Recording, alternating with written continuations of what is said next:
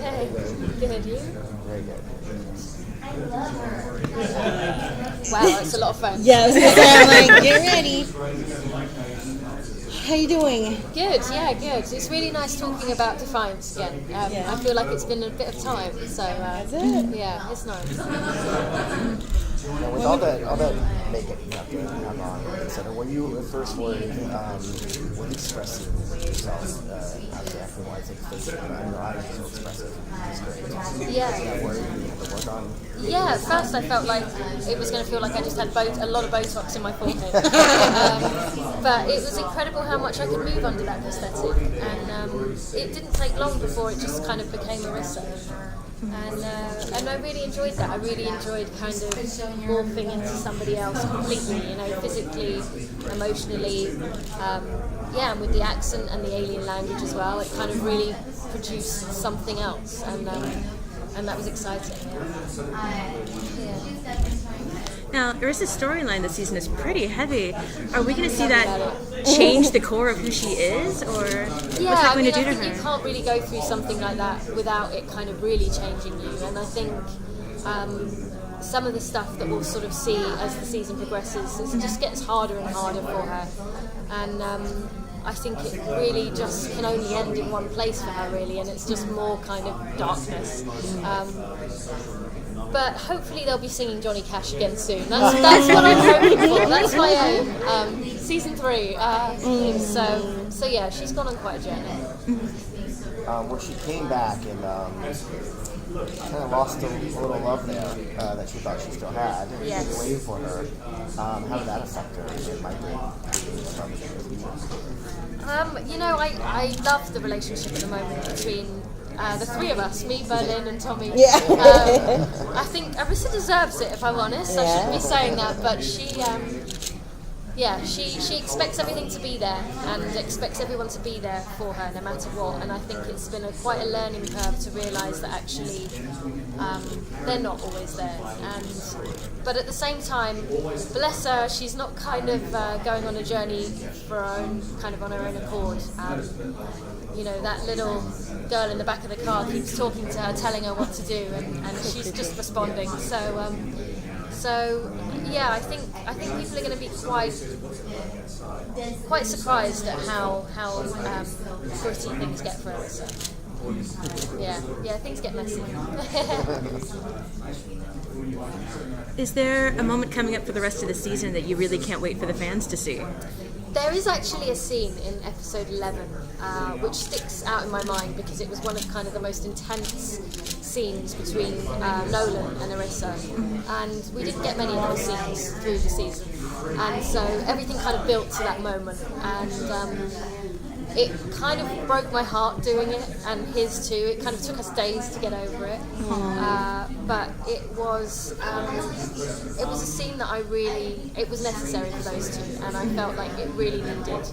And you kind of see some of that old Arissa, but kind of also see this troubled Arissa that cannot figure out what's going on, and it's always lovely playing with Gon. We really missed that this season because Arissa has just been so isolated. He said at the panel that you guys didn't have lunch that day. Yeah. Oh yeah. We didn't have lunch for a few days after that. It was kind of I don't think we could even look each other in the eye for most of the season because Arissa really just kind of crushed everything that they had built together, and but he's trying to stick by her as much as he can.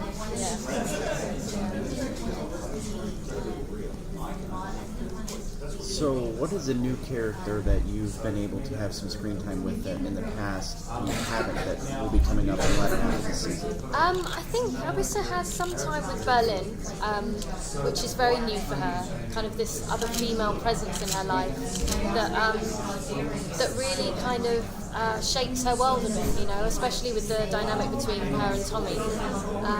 And so that's really interesting to play also, because it's something that you wouldn't necessarily expect with Arissa. And by the end of the season, she has to start interacting with quite a lot of people. So you really do get a sense of things changing.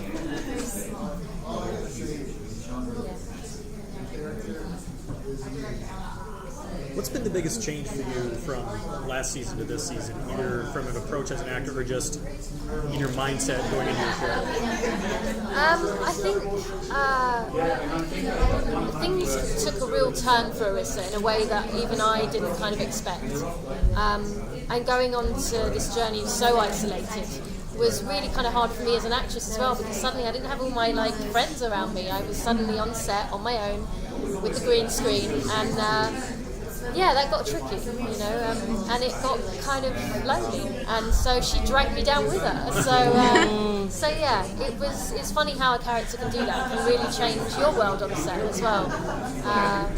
So I'm rooting for Johnny Cash season 3.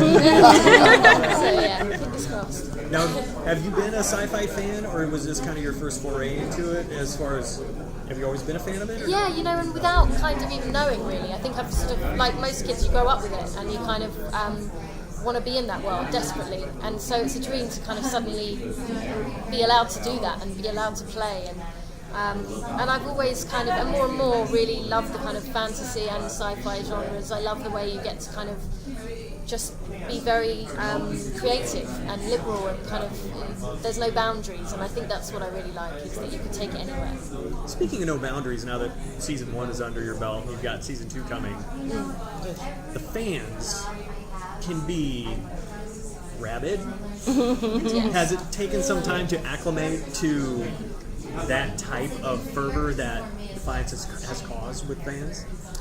It's amazing. We've been, I didn't realise quite how sci-fi fans are like no other. They really are. It's That's the nicest way to say that as possible. It is, I don't think I would ever expect or understand it until you're actually in that world, and it's quite unique and amazing, because the passion that they hold for shows is what keeps us going, is what kind of holds the shows up, and I really believe that is what keeps these shows going, and like today it was amazing, the turnout for the panel, and it was what helps us, and the feedback that you get really does influence what goes on in the show, and so it's important that people keep voicing what they like and don't like, because it really does influence the guys at the top. So, but yeah, I've never seen anything like it. I'd never come to Comic-Con before Defiance, and I'm sort of sad that the passion that people hold for things is incredible, and I think it's amazing, and it's like one big playground. It really is. I can't imagine San Diego without Comic-Con now. Yeah. Exactly. Yeah. Now that you said that, have you seen something at Comic-Con that just really caught your eye? They're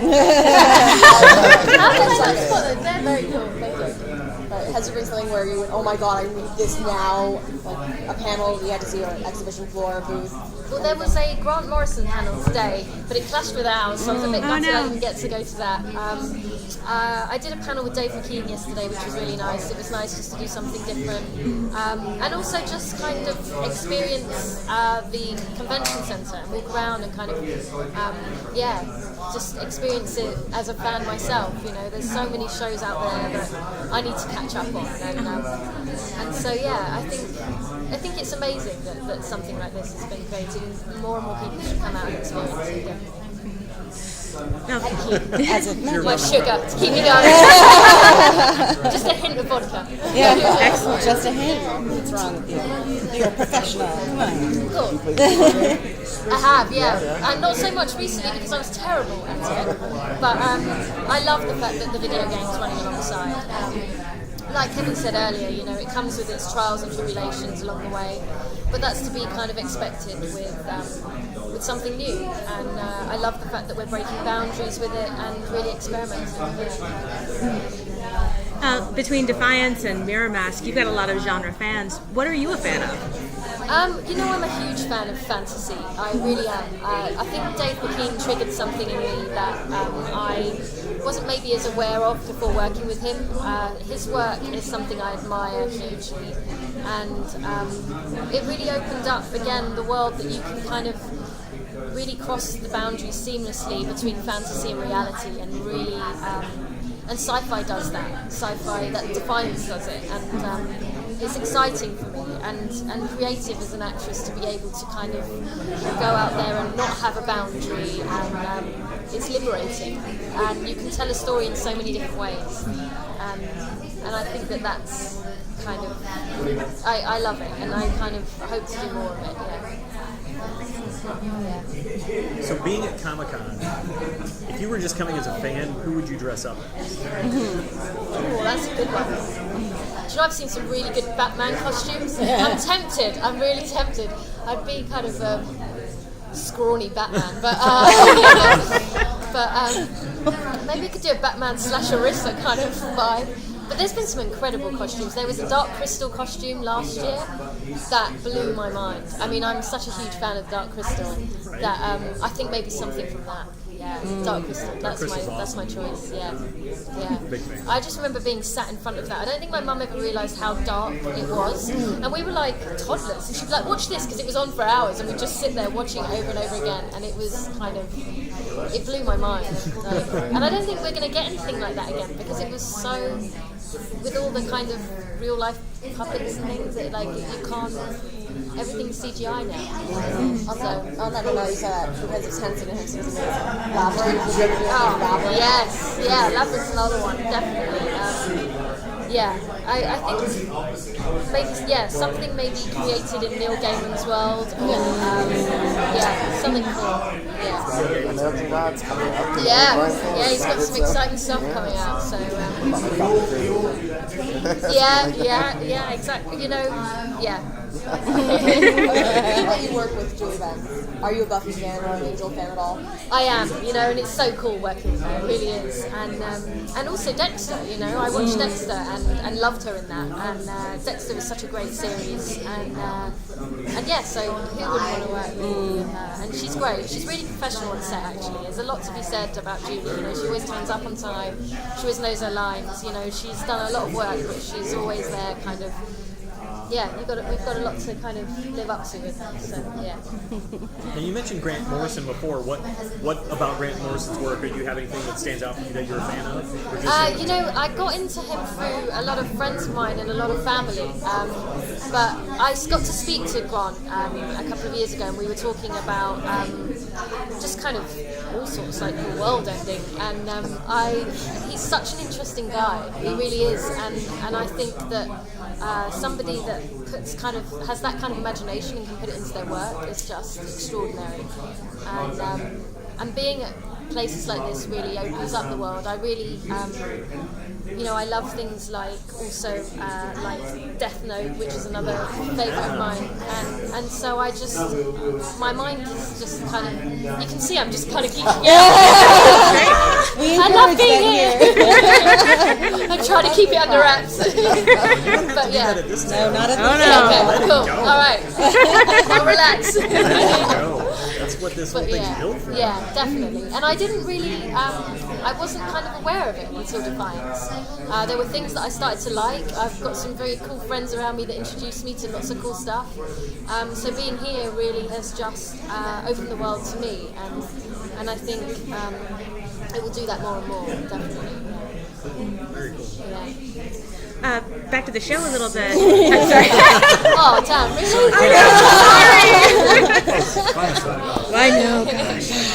Orisa is such a physical character. How much of that is you, and how much is the stunt person? She exhausts me, that girl.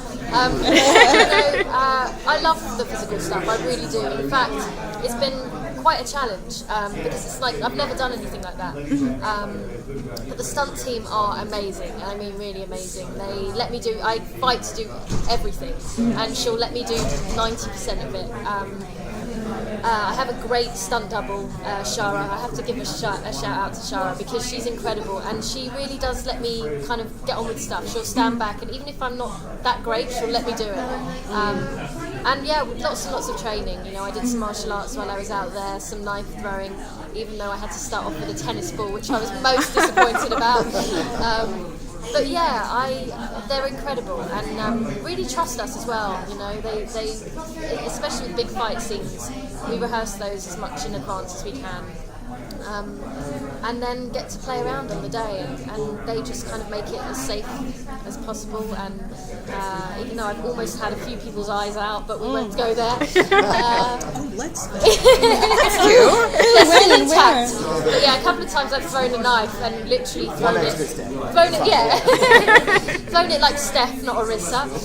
And yeah, so, but it's been, they're brilliant. And yeah, this season, I don't think you've seen it yet, but I'm hanging upside down at one stage. So yeah, climbing up things, jumping off things, everything you didn't get to do as a kid because you were told off about doing, like I get to do. So yeah. Are we going to see more of those fight scenes coming up for the rest of the season? Arissa gets herself into quite a few situations, definitely, and it's been great playing that side of things. She's exhausted every side, emotionally, physically. Like she is, she's quite a firecracker, that one. Yeah. She is. But yeah, it's a dream. It really is to play. Excellent. Yeah. Cool.